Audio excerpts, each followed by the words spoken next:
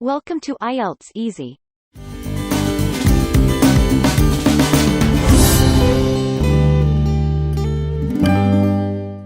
Reading 2. Learning how to manage time. Good management of time is absolutely essential for success in the reading test. This lesson will teach techniques for effective and efficient time management. Here are goals for this lesson. Take some time to carefully read them, and when you're ready, the reading passages in the IELTS reading test are actually not that difficult. I believe that most IELTS candidates would get a high score. If only they had more time. 1 hour passes very quickly, and if you're not carefully managing your time, before you know it, the test is over and you've not answered all the questions. Some students barely start into the third reading passage, and the time is up. Therefore, effective time management in the test is extremely important. Now, managing your time involves two things. Firstly, it involves time discipline, being strict with your time, and secondly, it involves being time efficient in the way you approach each passage. In this lesson, I will expand on these two principles and give you proven techniques that can make a difference. First, let's look at the need for time discipline. When I say time discipline, I mean being strict with your time management. Your 60 minutes will go by very quickly, so you must always be aware of how much time you have left. During the exam, I suggest you bring a watch with you, in case a clock is not visible while you're sitting the exam. You have 40 questions to answer. This means that you only have 1.5 minutes per question, or 20 minutes per passage. You should get used to doing the practice tests with a watch nearby. Get used to timing yourself when you come to the end of the allocated time for each passage. Force yourself to move on. It takes discipline to leave a passage without answering all the questions. But it's the only way to ensure that you leave enough time for the other passages. If you're working on a particular question and it's taking too long, don't just stay with it until it's complete. Your time is too precious. After a minute or so, if you can't answer a question, move on to the next one. If you do have some spare time remaining at the end, you can always return to the questions you were unable to finish. Now the test paper will state that you have 20 minutes maximum to spend on each passage. But because the passages of text will get more difficult as the test progresses, I recommend leaving extra time for passages 2 and 3. As a guideline, my suggestion is to allow 15 minutes for passage 1, 20 minutes for passage 2, and 25 minutes for passage 3. If you have time left at the end, you can always go back to an earlier passage. Get used to timing yourself and stick to those times. For example, imagine the reading test starts at 11 o'clock. Write down starting times for the other two passages, where you can easily see them. This means you would write down the times 11:15 and 11:35, to remind you that at 11:15 you must move on to passage 2.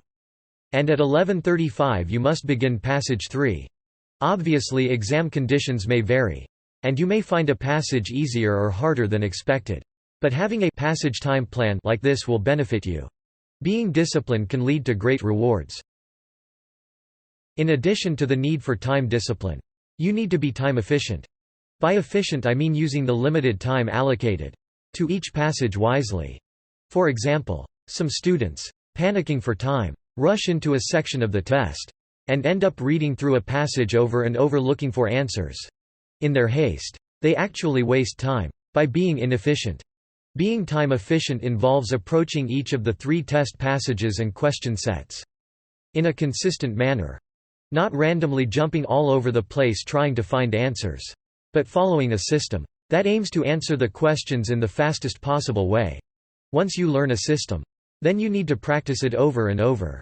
Remember, those that do better in reading approach the test in a consistent, systematic way that makes maximum use of the time. I'll now outline a 4-step system that does just that. The system I recommend is one which you can use for each of the test passages. In the test, it consists of 4 steps.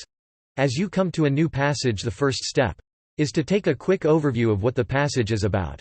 The second step is to read carefully through each question related to that passage. I'll explain why shortly.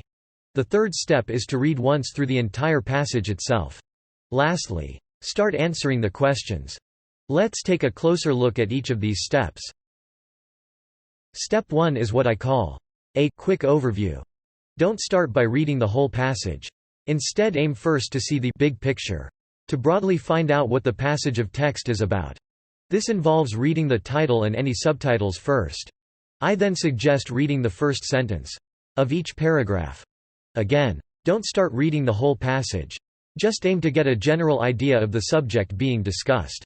If there are any diagrams, charts or pictures, take note of them and see if you can begin to make connections with what you've already understood about the passage. If pictures or diagrams are included, they're put there to assist you in understanding the main point being discussed in the passage. At the end of this quick overview, which should last less than a minute or so, you should have an idea of what the passage is about. The next step is different to what you might imagine. The next step is to read the questions. I suggest doing this before you read the passage of text. My experience has shown that someone who has carefully read the questions in advance will have a better comprehension when they read the passage. Having an awareness of the questions helps a person read more intelligently and efficiently, and helps in locating answers later on. As you read the questions, don't try to answer them. Just read them, and think about the topic at hand. Add to the information you've learned from the previous step. And as I said, highlight key words in the questions. These are words that should later get your attention in the passage of text. After steps 1 and 2, you should have a good general idea of the passage topic. You can now read the entire passage and expect better results because you're better prepared. Read the passage through once, aiming for an overall understanding. Don't worry if you come across words or ideas you don't understand. Read at a steady pace. If you read too slowly, you may waste valuable time. If you read too fast, you may miss the main ideas in the passage. As you read, have a pen in hand and make notes on the test paper. Highlight important key words and phrases. As you read, you may recognize answers to the questions you read previously. Mark them carefully as well. One useful approach is to write notes in the margin. Just 1 or 2 words. You might do this where a particular point is being discussed, and you want to take note of it for easy reference when it comes time to answer the questions. Highlighting and note-taking is a great idea, but don't let it slow you down too much. The most important thing is to read at a good, steady rate, with the aim of gaining an overall comprehension of the passage. Now it's time for the hard part. You need to start answering the questions. Rather than going through the questions one at a time, I suggest answering 2 questions at a time. For example, don't just answer question 17. Look for the answers to questions 17 and 18. This is a more efficient use of your time, and can reduce the number of times you have to scan through a particular reading passage.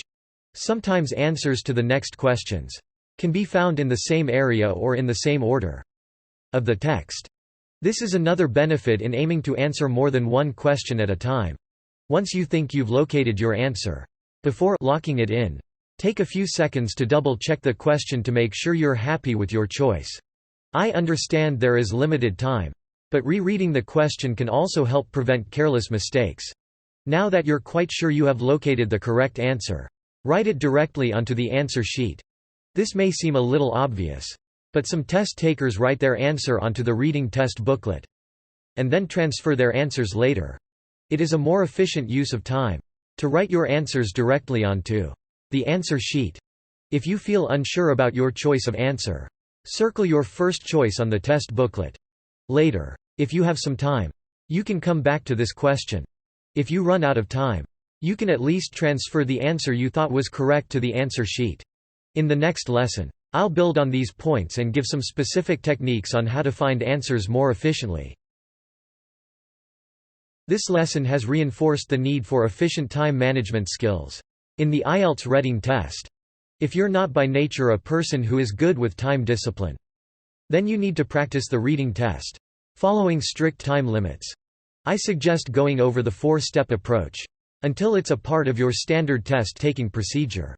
Some people learn valuable systems but don't practice them enough, and they forget them under the pressure of the exam. Please, make sure you understand the points in this lesson and apply the ideas as you practice in the labs. Well done. You have now completed this lesson. Before move on to the next lesson, make sure you fully understand the lesson above. I recommend you to review from the beginning. See you in the next lesson.